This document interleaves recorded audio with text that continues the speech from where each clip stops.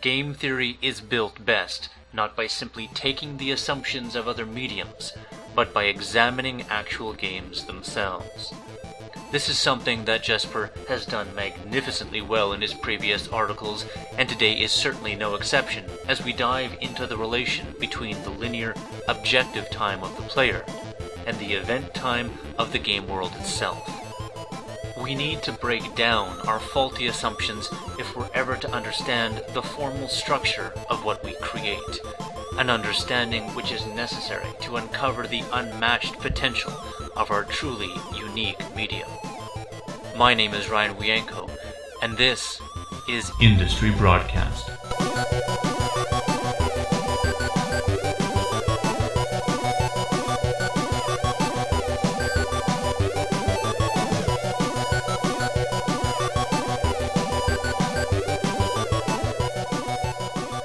Today's article comes to us care of one of the world's leading ludologists, Mr. Jesper Juul, and I'd like to take this opportunity to thank him for spending the time and energy to write it, reminding all of our listeners that his website can be found at JesperJuul.net.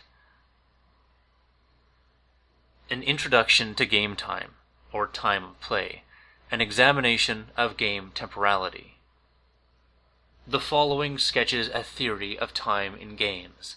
This is motivated by 1. Plain curiosity, 2. The theoretical lack. Much work has been done on time in other cultural forms, but there is very little theory of time in games. And lastly, the hope that a theory of game time may help us examine specific games, help trace the historical development of games, connect to the big question of how a game feeds player experiences, and generally serve as an analytical tool for opening other discussions into game studies and game design.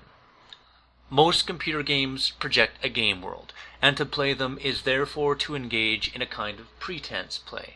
You are both yourself, and you have another role in the game world.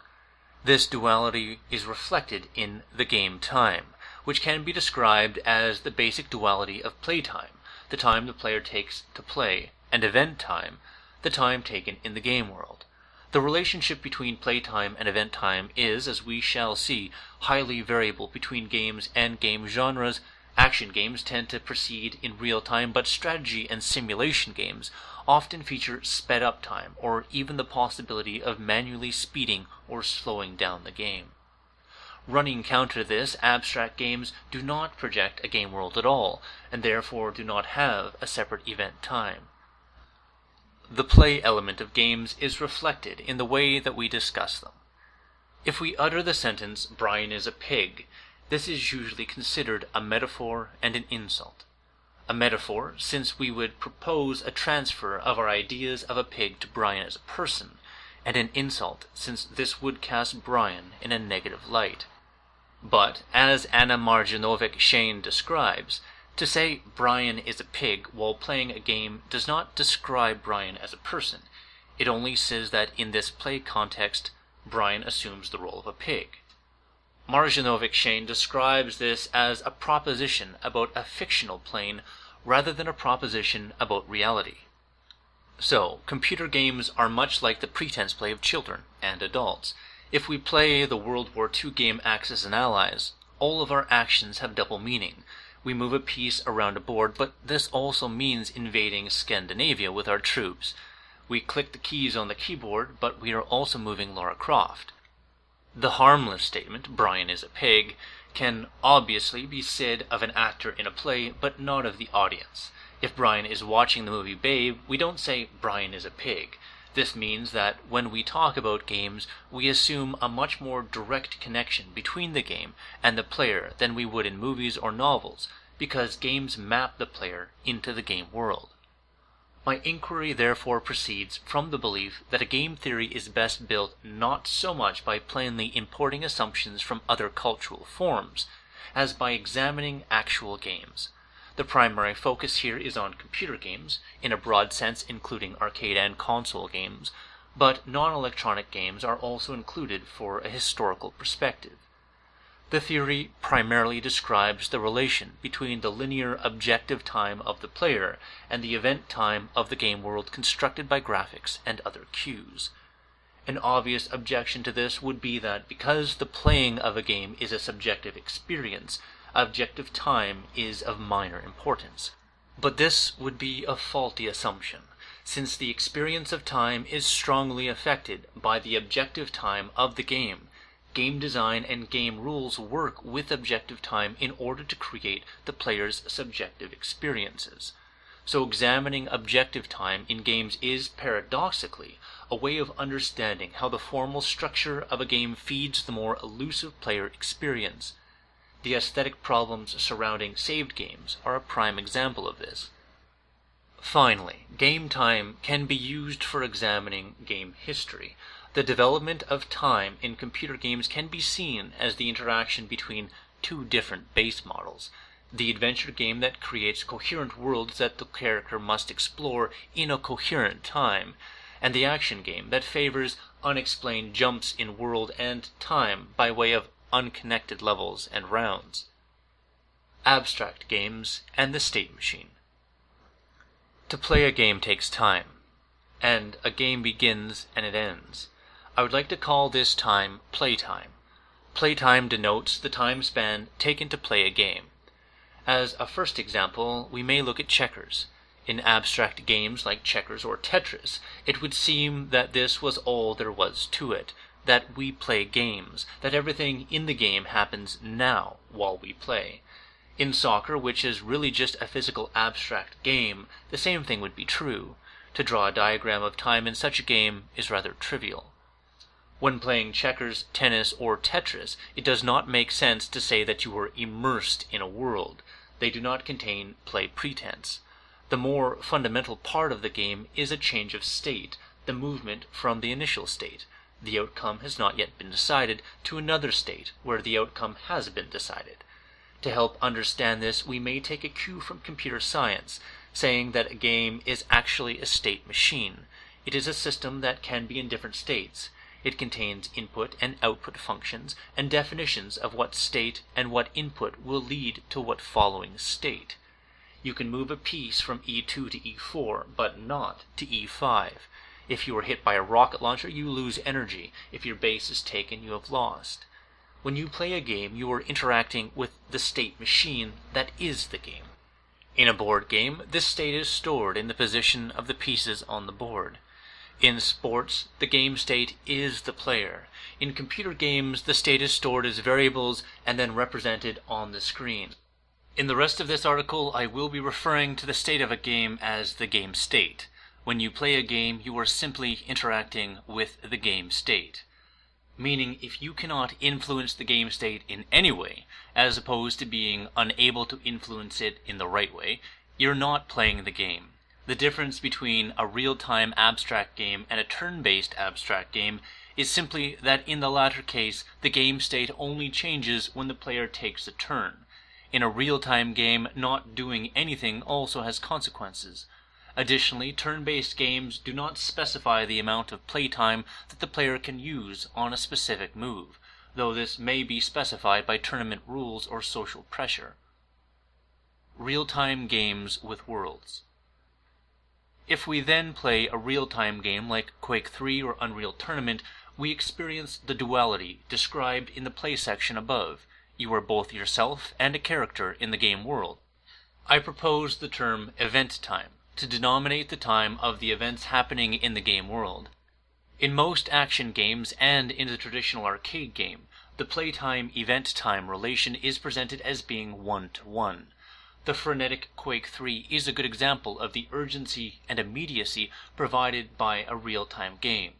Pressing the fire key or moving the mouse in Quake 3 immediately affects the world inside of the game, so the game presents a parallel world, happening in real time.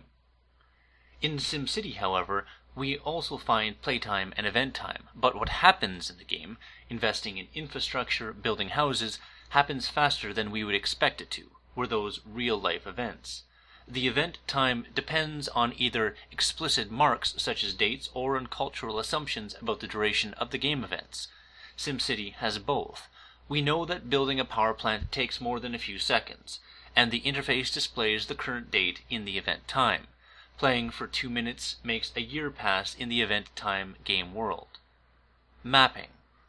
The relationship between playtime and event time can be described as mapping.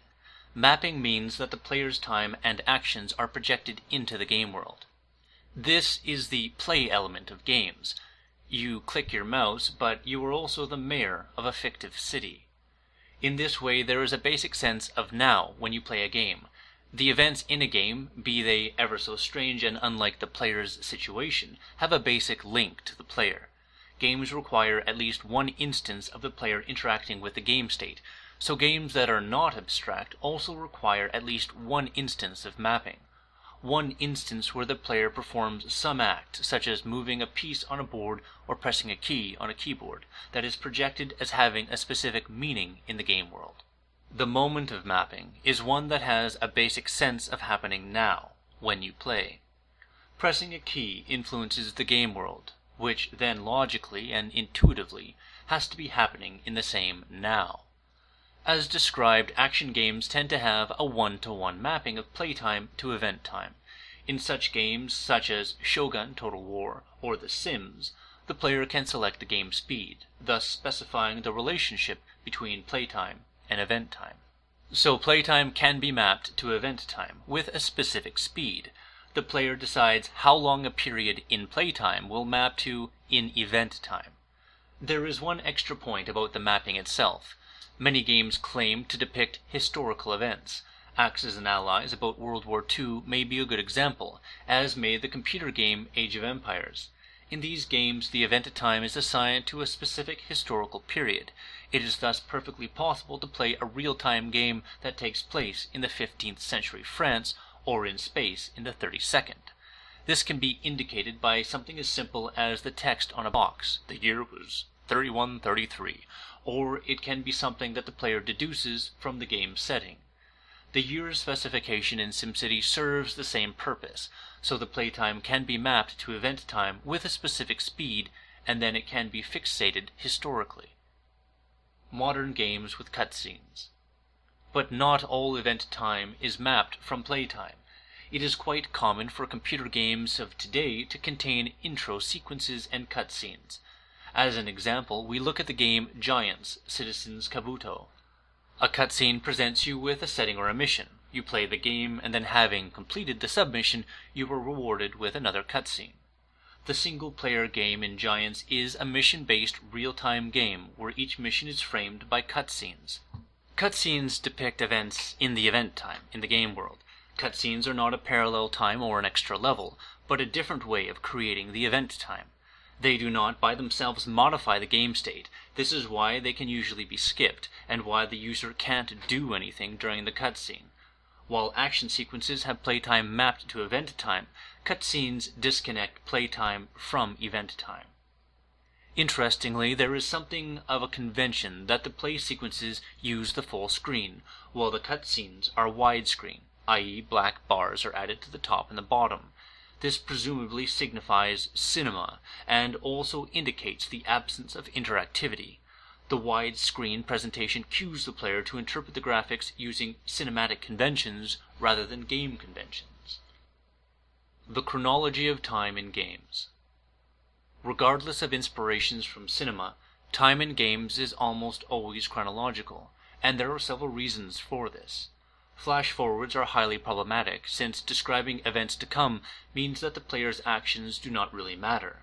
Using cutscenes or in-game artifacts, it is possible to describe events that lead to the current event time, but doing an interactive flashback leads to the classical time machine problem. The player's actions in the past may suddenly render the present impossible, and what then? So time in games is almost always chronological. But one of the more interesting developments in recent years is that game designers have become better at creating games where things in the game's event time point to past events.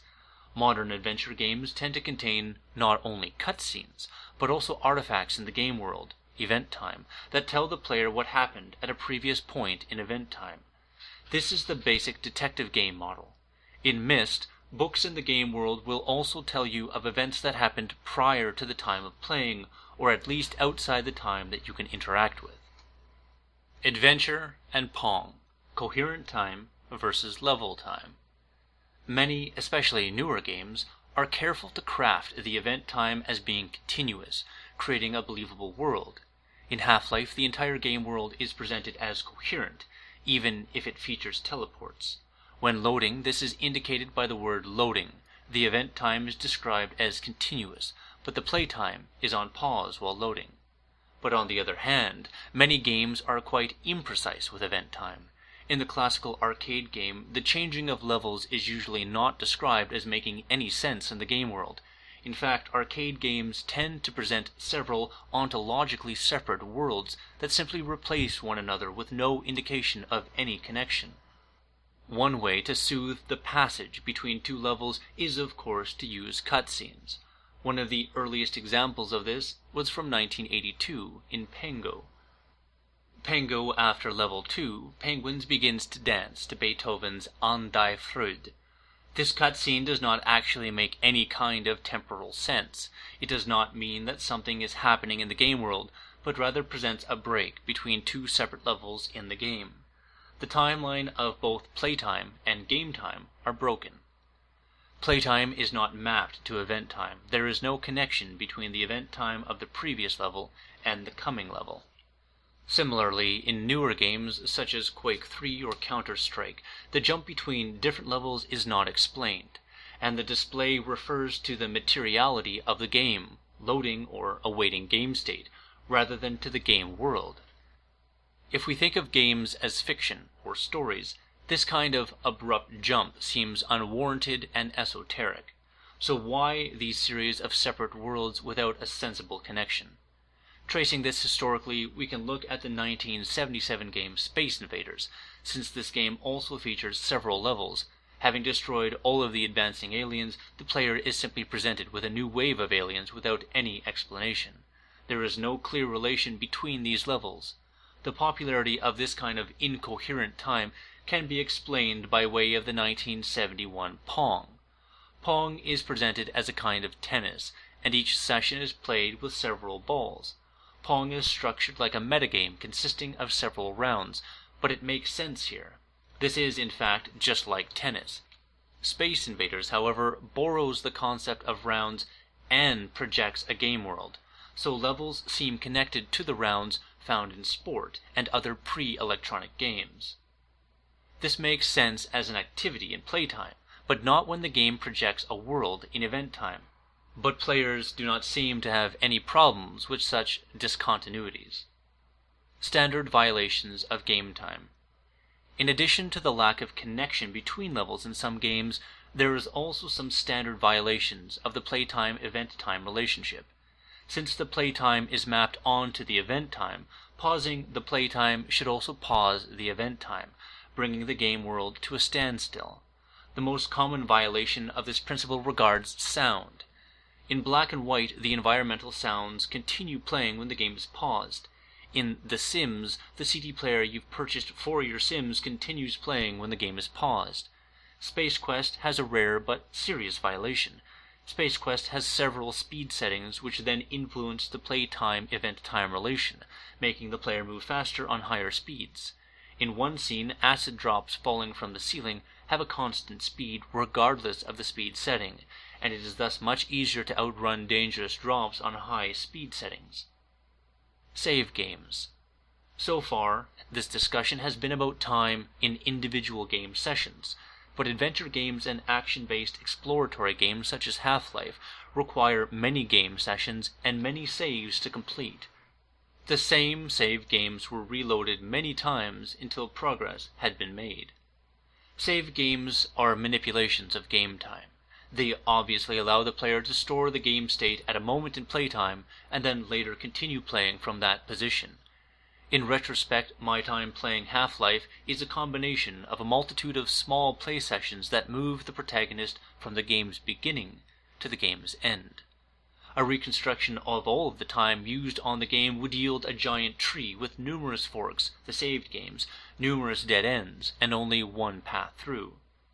there are several arguments against save games, but all of them relate to the fact that save games allow the player to chop up the game time. First of all, saved games are accused of decreasing the dramatic tension of a game, since the player simply reloads if something goes wrong. Another argument is that saved games make the game easier or too easy.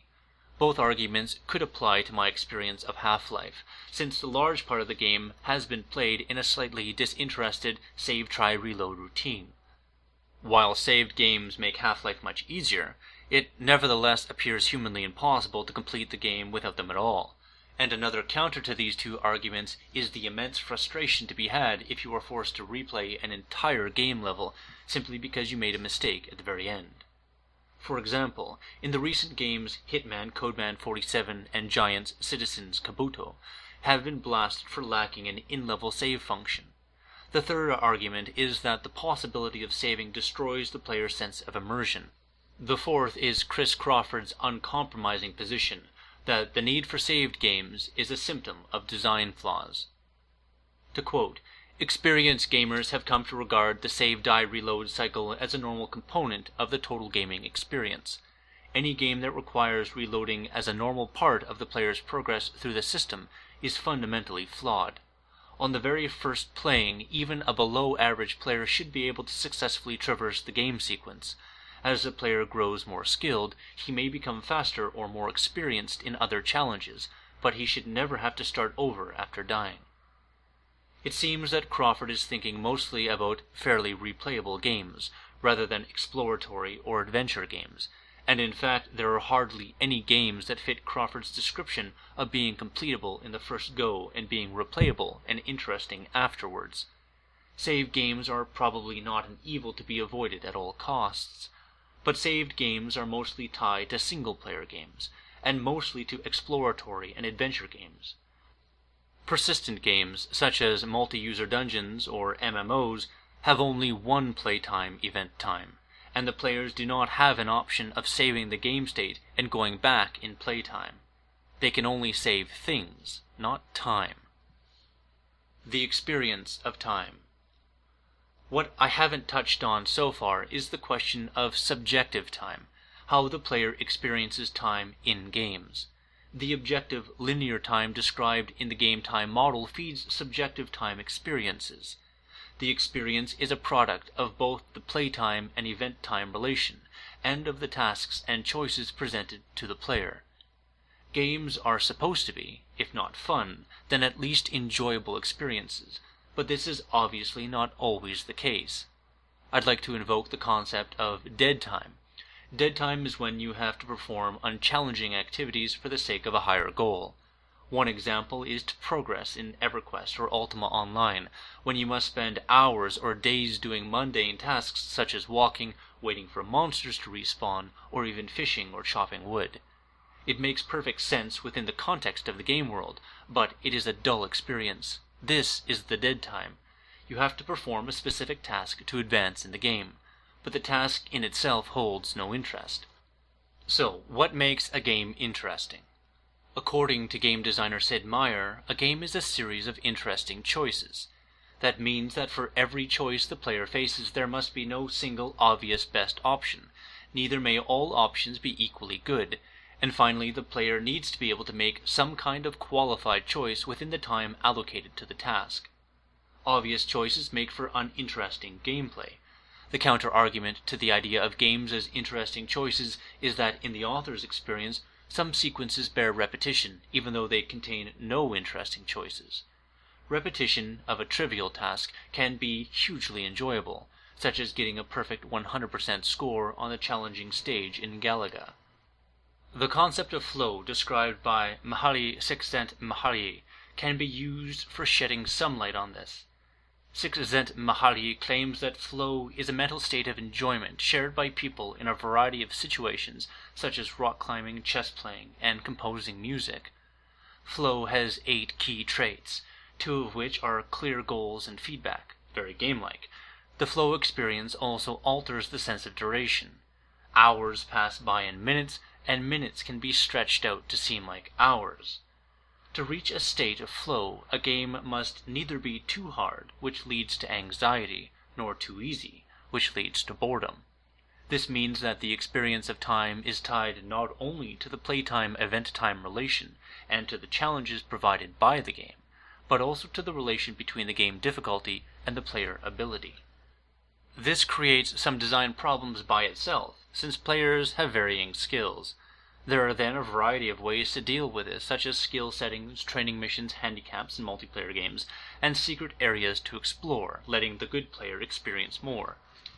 The player's options of changing game speed on the fly in the aforementioned Sims and Shogun also affects the difficulty, and thereby the cognitive effort needed, allowing the players to select a game that matches his or her own skills. According to the flow framework, the player will only enjoy playing if the challenges match the player's ability and thereby lead to a state of flow. The player loses the sense of objective time. Time will fly, for example. If the game is too hard, the player will experience anxiety or frustration. If the game is too easy, repetitive, and trivial, the choices will make time be experienced as unimportant, or dead time. Time will drag. Flow is a compelling angle on games, but it does not explain everything. David Myers has noted that the fascination of mechanically repeating trivial tasks in some games contradicts flow. Repetition should lead to boredom, but it doesn't always. It also seems to me that frustration is a more positive factor than in Csikszentmihalyi's description, since frustration may actually motivate the player to improve in order to escape frustration. Finally, flow can only explain games as a challenging activity in playtime, but ignores the projected world, the event time. The history of game time. Time in games has become increasingly more complex and varied during the history of computer games, but it is a development that moves in two directions. The root of games in playtime allows them to define their worlds in much more loose and less coherent terms than we would accept in most other cultural forms. At the same time, the continued developments in processing power and data storage make it possible to craft event time with increasing detail and precision.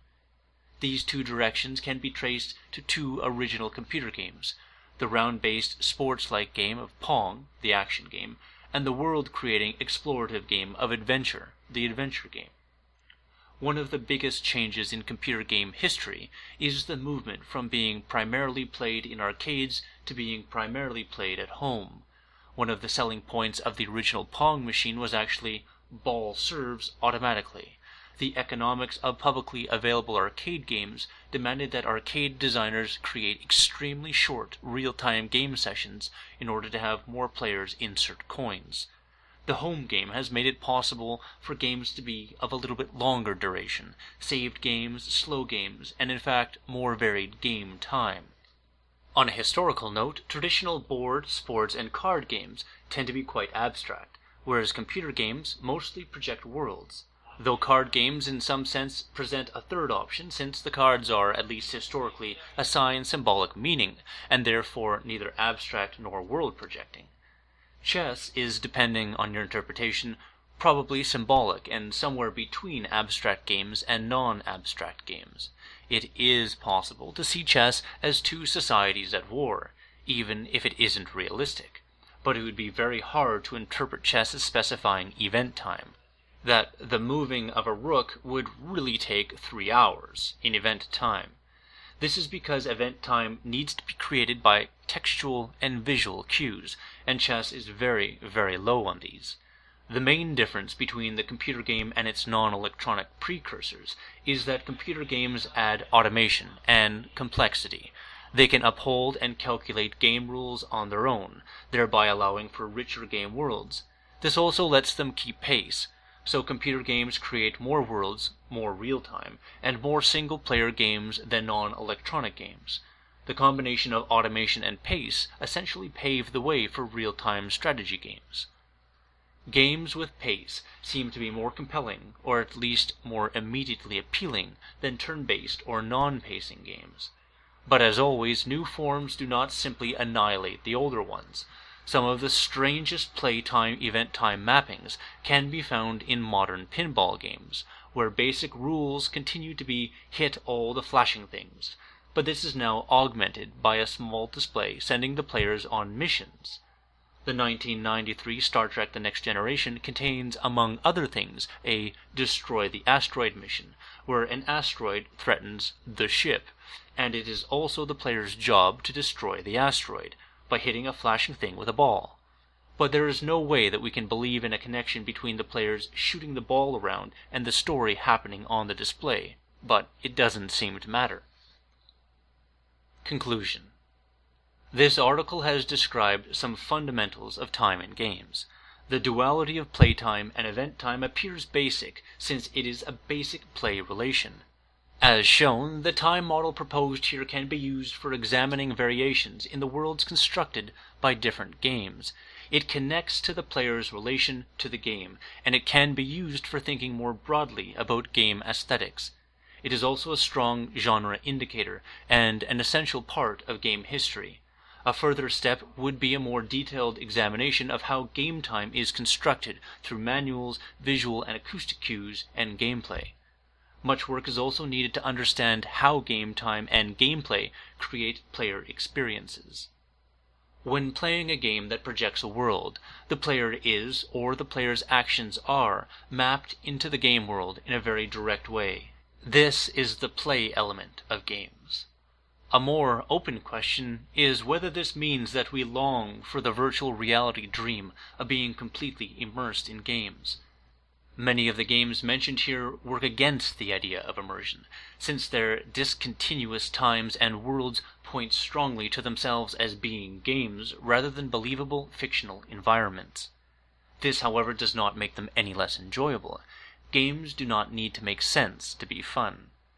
Looking at the terms and diagrams in the text above, it should not make us forget how incredibly quickly we grasp the complexities of game time when playing. The question, when was the power plant built, has two answers: July 2001 and September 1934. Doing several things at the same time, acting both here and in a fictive world, comes naturally to most people.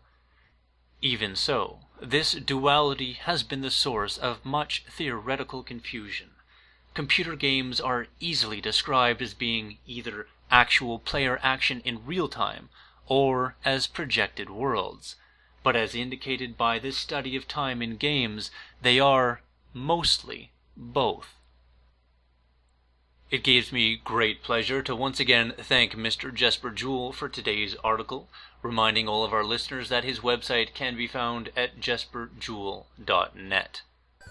As always, my name is Ryan Wienko, signing off from IndustryBroadcast.com, bringing the collective insight of the gaming industry to your ears.